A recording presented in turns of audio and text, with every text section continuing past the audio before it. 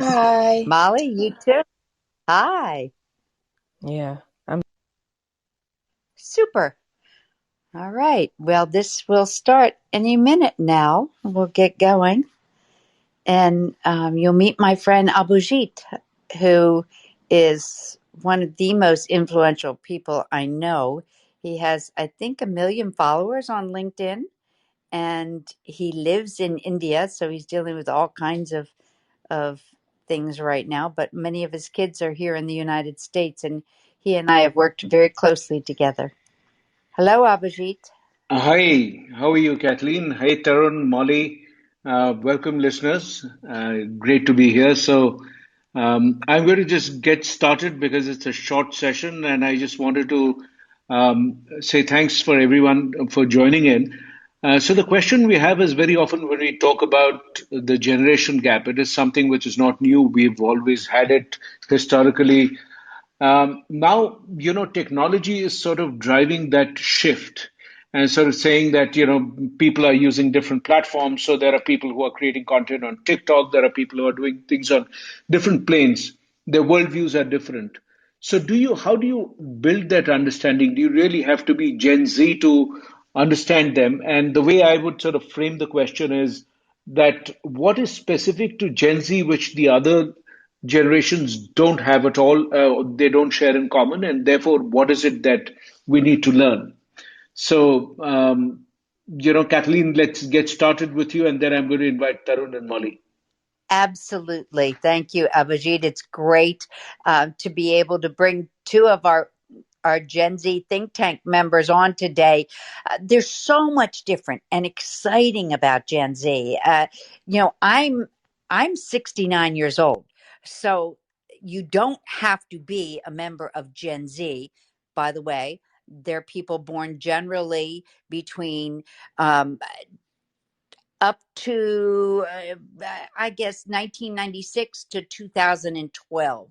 So very young to age 24. But this generation is so vastly different. Um, they are purpose driven. They are frugal. They are much more realistic than the millennial generation before them. They were born into a world that is remarkably different. They are the first real digital natives. They didn't know a life without the internet, without being able to Google or YouTube or TikTok something.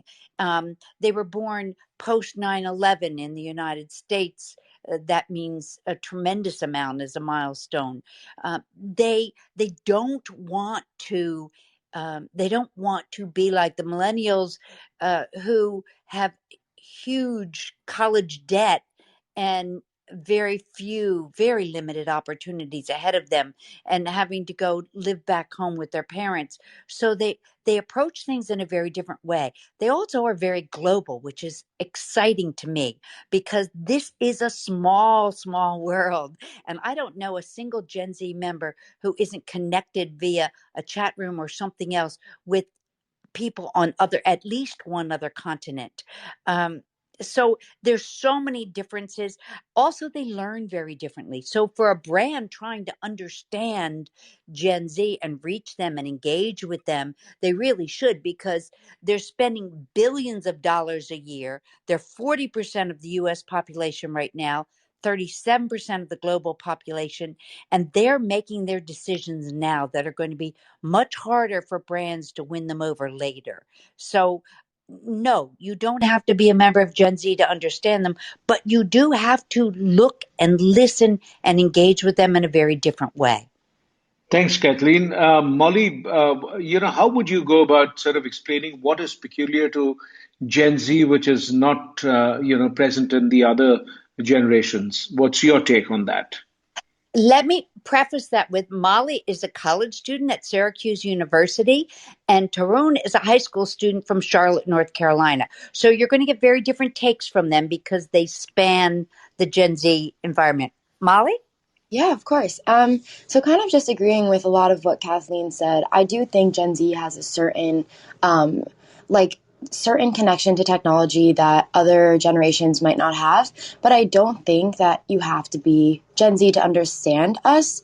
And when I say us, I mean the entire generation, just because I think it's important that if other generations really can hear what we have to say, and if brands really listen instead of like just producing different advertisements and different things, but then not really like taking the time and like understanding like why are we using these brands, like what are these products doing for us. Like the pandemic has been such a tough time, especially for the Gen Z students who are for example, like in college right now, it was very tough. And I think that when brands really can understand like what we're going through, rather than just producing all this content that maybe isn't reaching us, or maybe isn't reaching like the type of issues that we're going through right now, I think that's important.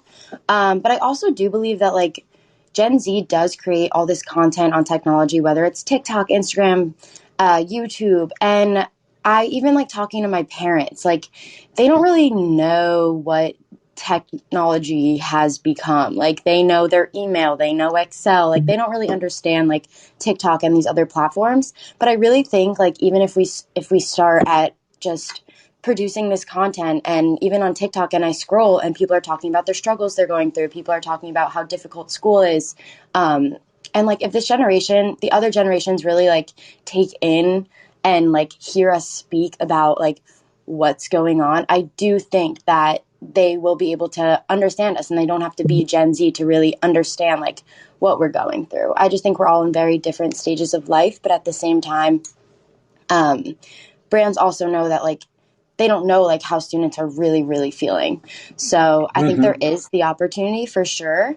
And I don't think you have to be Gen Z to understand us, just like I don't think you have to be in the other generations to understand them, even though there's been such a shift in like technology and other different factors. Molly, Thanks. someone has just asked the question whether Gen Z learns through instant validation, um, not just search. It's interesting because you and your team at Syracuse University Newhouse School just conducted a research study for us. Can you speak to that? Because research and accessibility via the internet is a big thing for your Yeah, of generation. course. So kind of answering that question, I do think that they appreciate instant validation. But at the same time, like after doing research, my team at Syracuse University, we did interview a group of different students from different universities, different ages. And basically, like we took away that these Gen Z students not only want the instant validation, but they also want consistency to their lives. Like they want to feel in control of their lives. And when brands make them feel like they're less alienated and they're not alone, this helps them feel more connected to like the people around them, to their university, and feel more confident to like go about their lives. So I do think that they learn through this like instant validation of like these like brands trying to help them. But at the same time, I do think they also want to just like feel the most connected to all these different spaces, not just for like the short term, but long term also. Did that answer your Thanks. question? Yeah, absolutely. I mean, Okay, awesome. so we have. I just wanted to, just ask a question to Tarun, and then invite Subhashini also while her internet connection stables up. So, Tarun, is it easier for other generations to understand Gen Z versus Gen Z trying to understand other? What is a shorter distance to bridge, or is it the same? Yeah, so I think Gen Z understands like our own generation fairly well because we've all grown up in sort of like a state where we've been immersed in technology, right? Since we were born into like a technology age, and we've been able to understand technology well and learn how to be resourceful with computers and with phones. And you see this because because we're like technology natives, we can understand a lot more of the new technology that's coming into play. So the apps like TikTok and Instagram, like we understand how these things work. And I do think that other generations, if they put in the time, they can understand how these other apps work, right? Because it's not about also just being born into it. It's about becoming familiar with technology. And even if you're not born into the technology, you can still understand it. It's fairly simple. And so you don't necessarily have to be Gen Z to understand um, how technology works and how these apps work. And although Gen Z understands how things work, or how things work in this technology age more so than other generations would, other generations can still understand it fairly quickly if they put in the time. So, Tarun, Tarun, let me, if I could just jump in here. Tarun, will the other generations understand Gen Z better by understanding the platforms that you use? And should they be trying, and why should they be trying to understand your generation?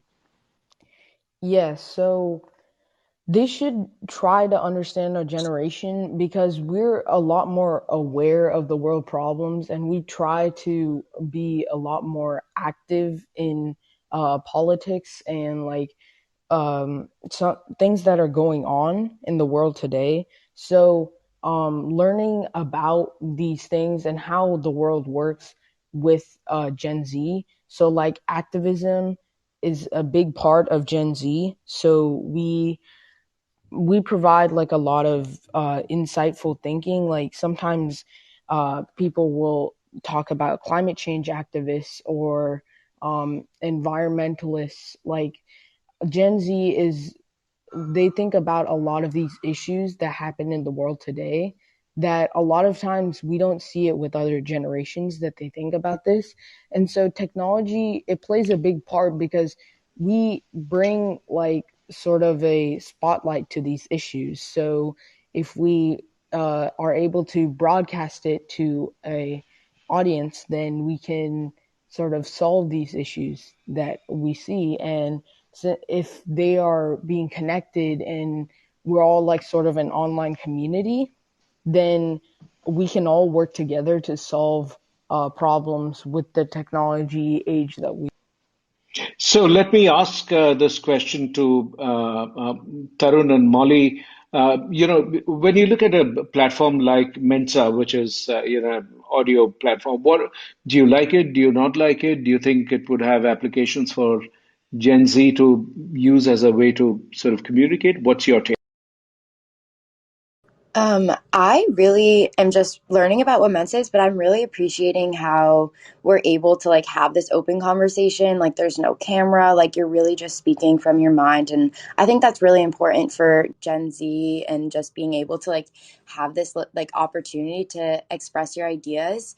So I really think there's just like so much potential in this app that I'm really just learning about, but I'm really, really excited to be here because I was researching the app and like looking around at all of the different like circles you can join and how you can create conversations. And like, I think that's just so important for Gen Z students, definitely, who want to be heard and get their ideas out there without really having like that pressure. And I feel like that this app kind of eliminates that pressure and really just, you can just really speak your mind. Tarun, what's your take about the Mensa app? Yeah, so I think I'm really enjoying like an audio based app, and it's a lot of times because you see in a lot of the other apps um it's easier to like post and like uh redo sort of the things and like remake whatever you're trying to show to the world, so it's not really authentic. And that sort of plays a big role versus an audio based conversation that's like open and live. And a lot of the times it's harder to like target someone, right, in an audio based app. So if we look into like cyberbullying, um you can see a lot of the times people, it happens with like posts like on Twitter and on sometimes TikTok and other places. So this basically an audio based app, nobody's going to start coming at you just to with audio, right, speaking their mind. And bullying you, and that helps sort of like keep a safer environment, because when you're texting, you're sort of hiding behind your computer and your keyboard, and it provides that sense of safety. But when you're talking, you're using your own voice. It's authentic. It's not as intimidating, right? And that also, we can just the authenticness of this app, I think it creates a safe environment and creates something that is well made, and that would be very helpful to other generations. Tarun, if I Um, can mention, someone has asked the question, Rebecca Ortiz from Syracuse University, if those who post on TikTok and some of these other platforms, are they do they really represent the entire generation? We just saw that TikTok is starting a job platform for young people, which I think will draw many more people to TikTok and in a more serious way. But do they represent the real generation, or are they outliers? So I don't necessarily think that they represent the whole generation, but not that they are outliers either, because you'll see a lot of people using TikTok and using it as a form, and it's more like people use TikTok to consume, right? They don't use it as much to post a a video.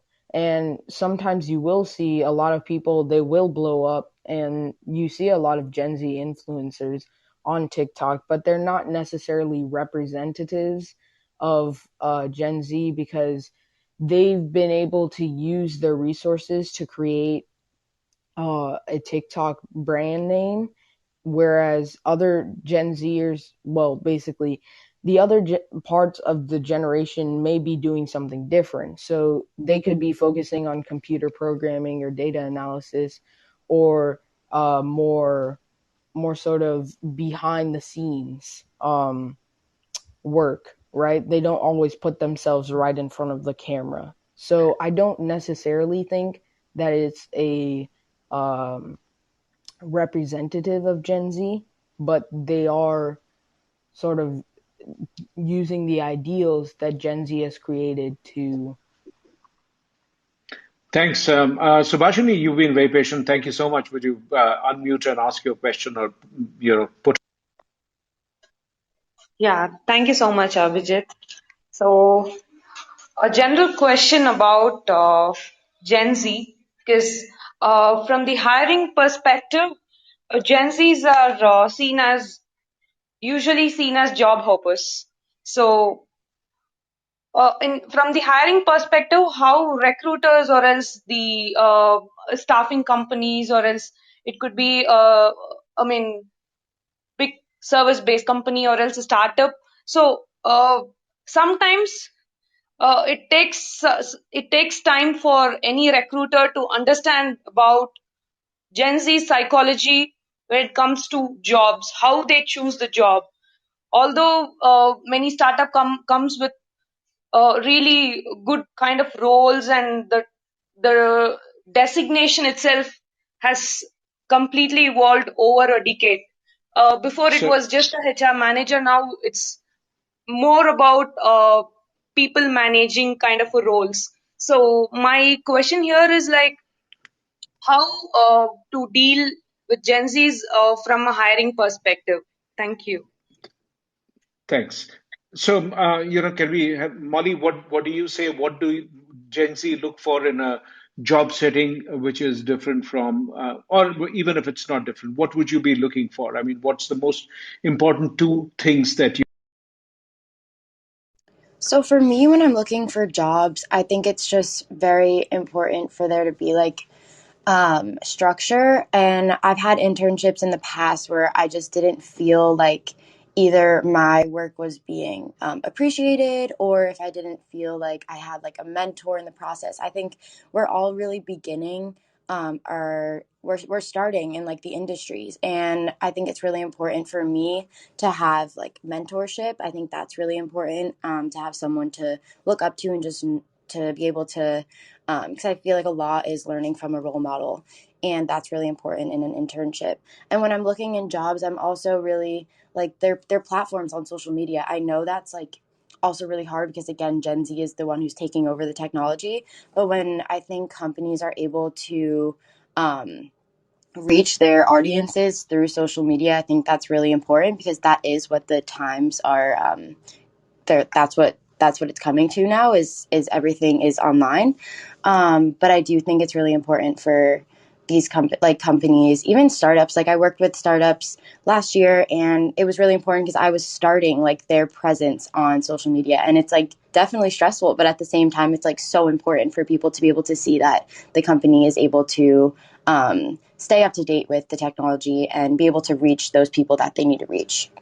Abhijit, I know we're coming to the end of our time, but I think it's really important to note that CEOs and C-level executives have acknowledged that talent acquisition and retention is critical for them to succeed going forward in this ever-changing environment that we're in.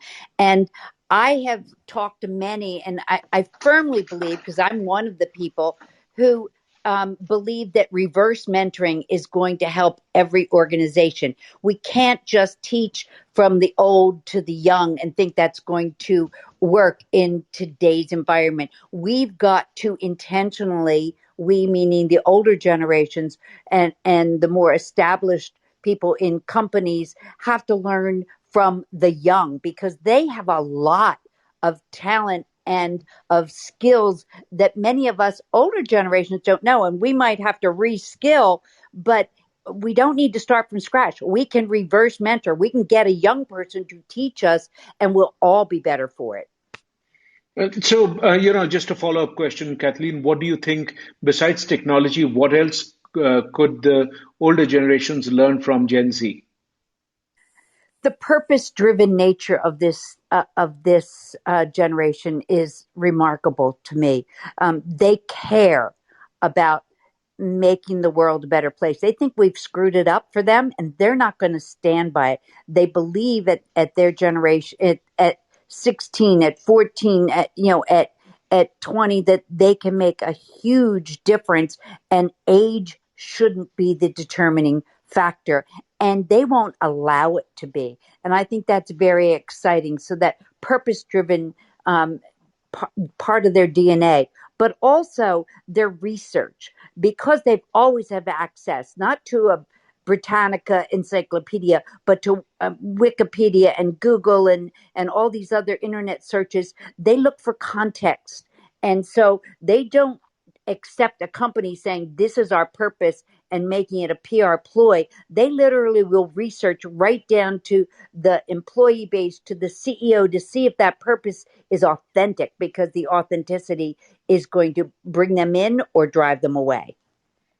Subhashini, what is it that you would think, the older generations could learn from Gen Z? What is your take?